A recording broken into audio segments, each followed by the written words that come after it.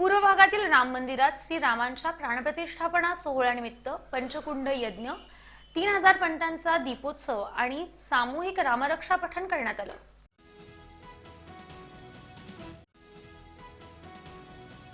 पूर्व भागातील राम मंदिरात श्रीरामांच्या प्राणप्रतिष्ठापना सोहळ्यानिमित्त पंचकुंड यज्ञ, सलग 2 दिवस भक्तांना महाप्रसादाचं वाटप आणि सामूहिक रामरक्षा पठण तसंच 3000 पंट्यांचा दीपोत्सव साजरा केला जाणार आहे। भक्तांसाठी अयोध्येच्या त्या मंगल क्षणांचा आनंद घेता यावा यासाठी LED स्क्रीन लावून लाईव्ह प्रक्षेपण केलं जाणार असल्याची माहिती श्रीनिवास चिप्पा यांनी दिली। यासाठी तयारी सुरू असून 21 जानेवारी रोजी सकाळी सामूहिक रामरक्षा, नित्यपूजा, त्यानंतर पंचकुंड यज्ञाचा विधी पार पडेल। त्यानंतर दुपारी महाप्रसादाचं आयोजन करण्यात येईल। सायंकाळी भजनाचा कार्यक्रम असणार आहे।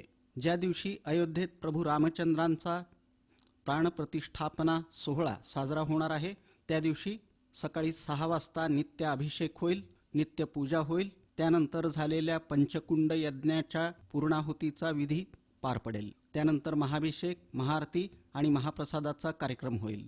सकाळी 11 ते दुपारी 12 या दरम्यान भक्तांसाठी LED स्क्रीन लावून प्राणप्रतिष्ठापना सोहळ्याचं थेट प्रक्षेपण केलं जाईल।